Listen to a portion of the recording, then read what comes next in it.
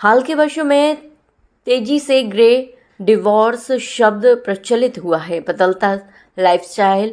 Empty nest syndrome, विचार न मिलना, सोशल प्रेशर, आर्थिक समस्याएं, सहता जैसे कारणों के चलते बढ़ रहे ग्रे डिवोर्स के मामले मानसिक स्वास्थ्य पर गहरा प्रभाव डाल रहे हैं। इस विषय की गंभीरता को लेकर विमल विहार सिकंदरा बोदला रोड स्थित फीलिंग्स माइंड्स संस्थान के कार्यालय पर चल रहे 7 दिवसीय मेंटल हेल्थ कार्निवल के चौथे दिन कार्यशाला आयोजित की गई।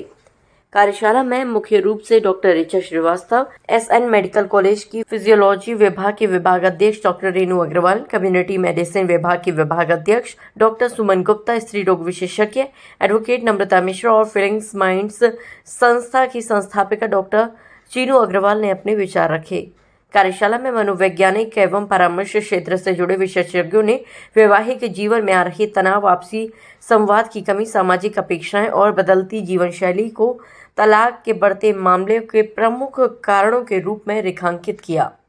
आगरा से हिंदुस्तान वॉइस 18 के लिए दीपक कुशवाहा की report. Feeling minds mental health carnival का चौथा दिन था और यहाँ पर एक बहुत ही गंभीर चर्चा हुई ग्रे डिवोर्सेस के कारण और निदान के ऊपर। हमारे यहाँ एसएन मेडिकल कॉलेज की डिपार्टमेंट ऑफ फिजियोलॉजी की हेड डॉक्टर ऋचा श्रीवास्तव आई, जो इस परिचर्चा की मॉडरेटर थी। साथ में एसएन मेडिकल कॉलेज की ही doctor Renu Agarwal, community medicine की head, doctor Suman Gupta,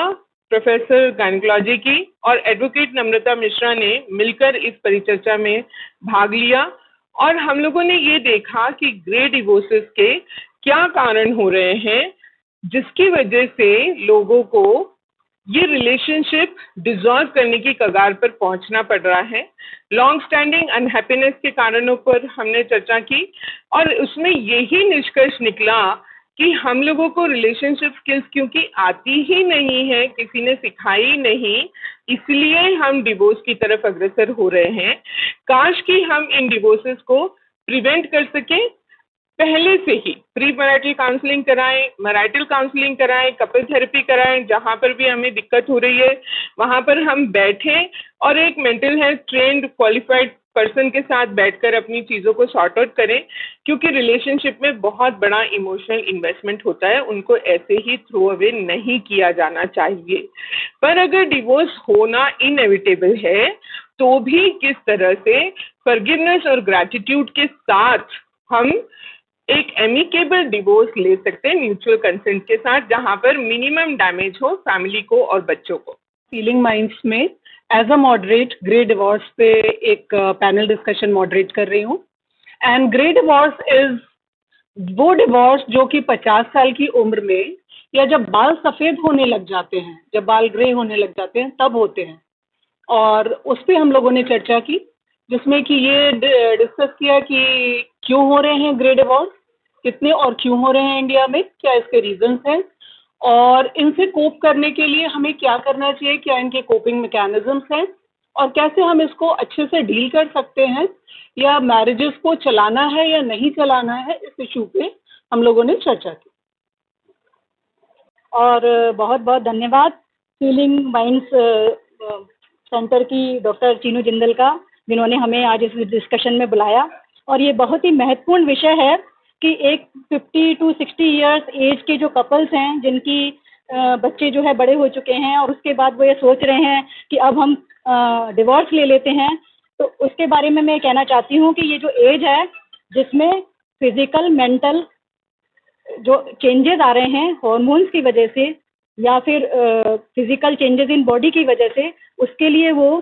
psychiatrist की मदद लें, साइकोलॉजिकल काउंसलर्स की मदद लें,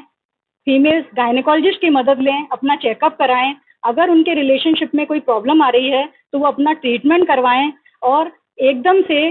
रिलेशनशिप खराब होने पर डिवोर्स की तरफ डाइवर्ट ना हो। पहले अपनी काउंसलिंग करवाएं, ट्रीटमेंट लें, फिर भी कोई हल ना निकले और उनका फिजिकल या मेंटल टॉर्चर हो रहा है, अब्यूसिव बिहेवियर हो रहा है और वो सोचते हैं कि एक दूसरे के साथ नहीं रह सकते, तभी वो डिवोर्स का सहारा लें। अदरवाइज वो अपने एज को देखते हुए, अपने सोशल बिहेवियर को देखते हुए, सोसाइटी को देखते हुए, एक दूसरे के साथ प्रेम पूर्वक सामंजस्य बनाते हुए अपने जीवन को प्रेम पूर्वक आगे बढ़ाएं और समाज को एक अच्छी भावना के साथ एक संदेश दें कि ये जीवन भी बहुत अच्छा है जो हम आगे की लाइफ में गुजारने वाले हैं और एक साथ परस्पर प्रेम के साथ रहें। आज हम यहाँ डॉक्टर चीनू मैम का जो सपना है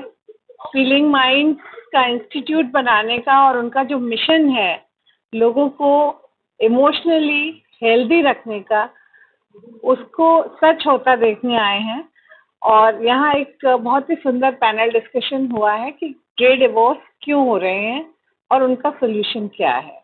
या हम अपनी तरफ से क्या प्रयास कर सकते हैं ताकि वो गे डिवोर्स का रेट कम हो सके, और अगर किसी को गे डिवोर्स से बाहर आना है तो वो हेल्दी वे में कैसे बाहर आ सकता है। उसके लिए सभी को मेरा संदेश है कि डॉक्टर चीनू मैम की हेल्प ले सकते हैं बिफोर अप्रोचिंग द एडवोकेट और making the shape of their relationship अगली। So I wish Dr. Chinu ma'am the very best in her life and completing her mission of a healthy, emotionally healthy society.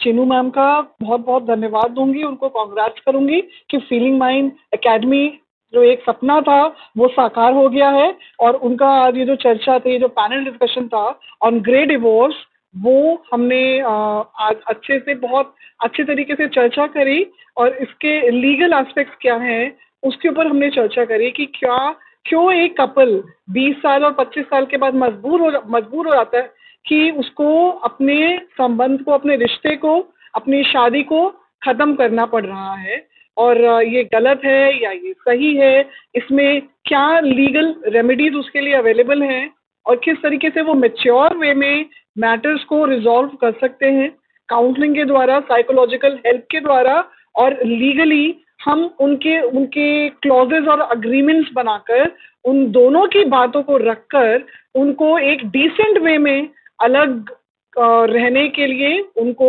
हम योगदान देते हैं, intervene करते हैं। और ये समाज में लोग अब आवाज़ उठा रहे हैं और जो उनको लग रहा है कि उनके लिए सही नहीं है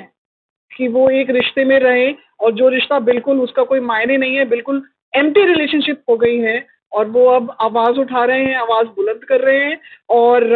बड़े कॉन्शियसली इस डिसीजन को ले रहे हैं। तो हम सब ने इसको बहुत ही गंभीरता से डिस्कस किया है।